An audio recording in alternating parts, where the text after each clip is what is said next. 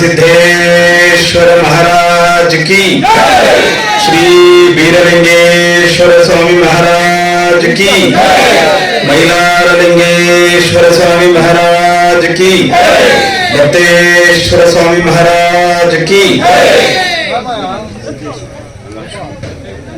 सिद्धेश्वर दत्तेश्वर सिद्धेश्वर बीरेश्वर. ಸಮಯ ಸಾಕಷ್ಟಾಗಿದೆ. ನಾನು ಯಾಕೆ ಮೊದಲೇ ಮಾತನಾಡಿದೆ ಅಂತ ಹೇಳಿದ್ರೆ, ಒಂದು ಸಭೆ ನಡೆಯುವಾಗ ಆ ಸಭಾ ಮರ್ಯಾದೆಯನ್ನು ಕಾಪಾಡಬೇಕು, ಸಭೆಯ ಶಿಸ್ತನ್ನ ಕಾಪಾಡಬೇಕು. ಮಾಜಿ ಸಚಿವರು, ಮುಖ್ಯಸ್ಥರು, ಸ್ವಾಮಿಗಳು ವೇದಿಕೆಯಲ್ಲಿ ಕುಳಿತಿರುವಾಗ ನೀವು ಮಧ್ಯ ಗಲಾಟೆ ಮಾಡೋದಿದೆಯಲ್ಲ, ಅದು ಶೋಭೆ ಅಲ್ಲ. ಆ ಕಾರಣಕ್ಕೆ ಒಂದು ಅರ್ಧ ಗಂಟೆ ನಿಶ್ಶಬ್ದ ಕುತ್ಕೊಳ್ಬೇಕು. ನಾನು ಭಾರಿ ಕಡೆ ನೋಡಿದ್ದೀನಿ, ಕುರುಗಳು ಅಂತಲ್ಲ, ಯಾವುದೇ ಹಿಂದುಳಿದ ಸಮುದಾಯಗಳು ಧಾರ್ಮಿಕ ಕಾರ್ಯಕ್ರಮ ಮಾಡಿದ್ರೆ ವೇದಿಕೆ ಮಾಡೋದೇ ಇಲ್ಲ. ಅಪರೂಪಕ್ಕೆ ಏನೋ ಸ್ವಲ್ಪ ಜನ ಕುತ್ಕೊಂಡಿದ್ದಾರೆ ಸಮಾಧಾನವಾಗಿ, ಏನಾದ್ರೂ ಒಂದು ಸಂದೇಶ ತೆಗೆದುಕೊಂಡು ಹೋಗ್ಬೇಕಲ್ಲ ಅನ್ನುವಂಥ ನಮ್ಮ ಅಭಿಪ್ರಾಯ ಅಷ್ಟೇ. ಎಲ್ಲಿಯವರೆಗೆ ಹಿಂದುಳಿದ ಸಮುದಾಯಗಳು ಕುಳಿತು ಕೇಳುವ ಸಂಸ್ಕೃತಿಗೆ ಒಳಗಾಗಲ್ಲ, ಅಲ್ಲಿವರೆಗೆ ಜಾಗೃತ ಆಗಲ್ಲ, ಜಾಗೃತ ಆಗಿ ಸಾಧ್ಯನೇ ಇಲ್ಲ. ಅದಕ್ಕೆ ಬಾಬಾ ಸಾಹೇಬ್ ಅಂಬೇಡ್ಕರ್ ಅವರು ಹೇಳಿದ್ದೇನು ಗೊತ್ತೇನು, ಯಾವ ಊರಿನಲ್ಲಿ ದೇವಾಲಯ ಗಂಟೆಗಳಿಗಿಂತ ಶಾಲೆ ಗಂಟೆ ಮುಳುಗ್ತವೆ ಆ ಊರ ಅಭಿವೃದ್ಧಿ ಆಗುತ್ತೆ ಅಂದ್ರು, ದೇಶ ಅಭಿವೃದ್ಧಿ ಆಗುತ್ತೆ ಅಂದ್ರು. ನಾನು ನೋಡಿದ್ರೆ ಬಹಳ ಚೆನ್ನಾಗಿ ದೇವಸ್ಥಾನ ಕಟ್ಟಿದ್ರು ಸುಬ್ರಹ್ಮಣ್ಯ ಅವರು, ಸುಂದರವಾಗಿರೋದು ದೇವಾಲಯ. ನಾನು ಇಷ್ಟನ್ನ ಹೇಳಕ್ ಬಯಸ್ತೀನಿ ಈ ಹಿಂದುಳಿದ ಸಮುದಾಯದ ಜನರಿಗೆ. ಈ ಹಿಂದುಳಿದ ಸಮುದಾಯದ ಜನರು ಹಬ್ಬ ಹರಿದಿನ ಮಾಡೋದ್ರಲ್ಲೇ ಕಾಲ ಕಳೀತಾರೆ. ಅಂದ್ರೆ ದುಂದು ವೆಚ್ಚ ಬಹಳ ಬೇಕಾದಷ್ಟು ಮಾಡ್ತಾರೆ ಇವರು. ಆದ್ರೆ ತಮ್ಮ ಮಕ್ಕಳಿಗೆ ಉತ್ತಮವಾದ ಶಿಕ್ಷಣ ಕೊಡಲ್ಲ, ಒಳ್ಳೆ ಮನೆ ಕಟ್ಟಲ್ಲ, ಉತ್ತಮವಾದ ಜೀವನವನ್ನ ಸಾಗಿಸಲ್ಲ. ಕಾರಣ ಏನು ಅಂತ ಹೇಳಿದ್ರೆ, ದುಡಿಮೆ ಮಾಡಿದ್ದನ್ನೆಲ್ಲವನ್ನು ಕೂಡ ಹಬ್ಬ ಹರಿದಿನ ಬೇವಿಗೊಟ್ಟಕ್ಕೆ ಖರ್ಚು ಮಾಡ್ಬಿಡ್ತಾರೆ. ನಾನು ಇಷ್ಟನ್ನೇ ಹೇಳೋದಕ್ಕೆ ಬಯಸ್ತೀನಿ. ಬನ್ನಿ ರಮೇಶ್ವರ್, ಬನ್ನಿ.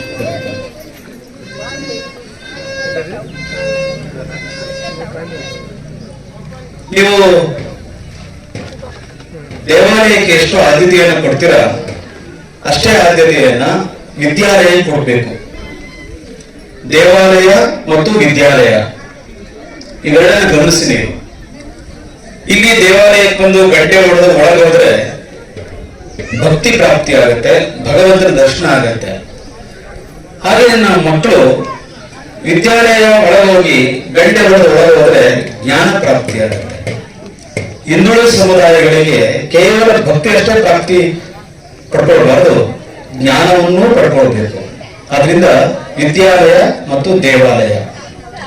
ನಮ್ ಜನ ಹೆಂಗೆ ಅಂದ್ರೆ, ದೇವಾಲಯ ಚೆನ್ನಾಗಿ ಕಟ್ತೀರಾ, ವಿದ್ಯಾಲಯ ಕಟ್ಟಕ್ ಮುಂದಾಗಲ್ಲ.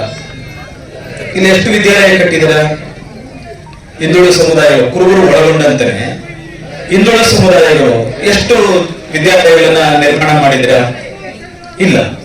ಯಾಕೆಂದ್ರೆ ನಾವು ಅದಕ್ಕೆ ಆದ್ಯತೆಯನ್ನು ಕೊಡ್ಲಿಲ್ಲ. ಕೇವಲ ದೇವಾಲಯಕ್ಕಷ್ಟೇ ನಾವು ಸೀಮಿತವಾಗಿರುವಂತಹ ಒಂದು ಹಿನ್ನೆಲೆ ಒಳಗಡೆ ನಾವೆಲ್ಲ ಕೂಡ ಪ್ರಯತ್ನ ಮಾಡಿದ್ರೆ ಹಾಗೆ ಅಂತ. ಇವತ್ತು ಒಂದು ಸುಂದರವಾಗಿರುವ ದೇವಾಲಯವನ್ನು ನಿರ್ಮಾಣ ಮಾಡಿದ್ದಾರೆ. ದೇವಾಲಯದ ಜೊತೆಗೆ ವಿದ್ಯಾಲಯ ಪ್ರಾರಂಭ ಮಾಡ್ಲಿಕ್ಕೆ, ಶಾಲೆಗಳನ್ನು ಕಟ್ಟಲಿಕ್ಕೆ ನೀವು ಮುಂದಾಗಬೇಕು ಹಾಗೆ ಅಂತೇಳಿ. ಎಲ್ಲಿವರೆಗೆ ಜ್ಞಾನ ಮತ್ತು ಭಕ್ತಿ ಎರಡನ್ನೂ ಒಟ್ಟಿಗೆ ತೆಗೆದುಕೊಂಡು ಹೋಗ್ತೀರಾ, ಆಗ ನಮ್ಮ ಬದುಕು ಹಸನ ಆಗುತ್ತೆ, ನಾವು ಉತ್ತಮವಾದ ಜೀವನವನ್ನು ಸಾಗಿಸ್ಲಿಕ್ಕೆ ಅವಕಾಶ ಆಗುತ್ತೆ ಅನ್ನುವಂಥದ್ದು. ಇವತ್ತು ಒಳ್ಳೆ ದೇವಸ್ಥಾನವನ್ನ ನಿರ್ಮಾಣ ಮಾಡಿದ್ರ ಜೊತೆ ನಿಮಗೆ ಬಹಳ ಖುಷಿ ಅನಿಸಿದ್ದು, ಇಲ್ಲಿ ಒಂದು ಜಾತಿಗೆ ಸೀಮಿತವಾಗಿರುವಂತಹ ಜನ ಇಲ್ಲ ಇಲ್ಲಿ. ಆಮೇಲೆ ಎಲ್ಲರ ಸಹಕಾರ ಪಡ್ಕೊಂಡು ಈ ದೇವಾಲಯವನ್ನ ಕಟ್ಟಿರುವಂತದ್ದು. ದೇವರು ಒಲಿಯುವಂಥದ್ದು ಜಾತಿ ಒಲಿಯಲ್ಲ,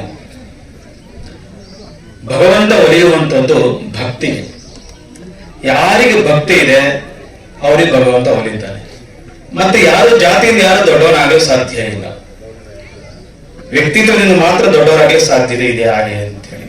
ಆದ್ರಿಂದ ಜಾತಿ ಅನ್ನುವಂಥದ್ದು ಇವತ್ತು ಕೂಡ ಸಮಾಜದಲ್ಲಿ ನಮ್ಮ ಭಾರತದಲ್ಲಿ ಪ್ರತಿಭೆಗೆ ಗೌರವ ಇಲ್ಲ, ಜಾತಿ ಗೌರವ ಇದೆ. ಬಾಬಾ ಸಾಹೇಬ್ ಅಂಬೇಡ್ಕರ್ ಅವರು ಎಷ್ಟು ಓದಿದ್ರು ಗೊತ್ತೇನು?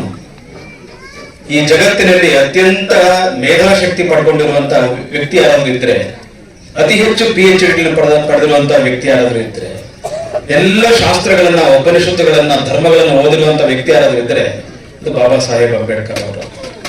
ಆದ್ರೆ ಬಾಬಾ ಸಾಹೇಬ್ ಅಂಬೇಡ್ಕರ್ ಅವರನ್ನ ಗೌರವ ಕೊಡ್ಲಿಲ್ಲ, ಜಾತಿಯ ಕಾರಣಕ್ಕಾಗಿ ಗೌರವ ಕೊಡ್ಲಿಲ್ಲ. ಇದು ಈ ದೇಶದ ದುರಂತ.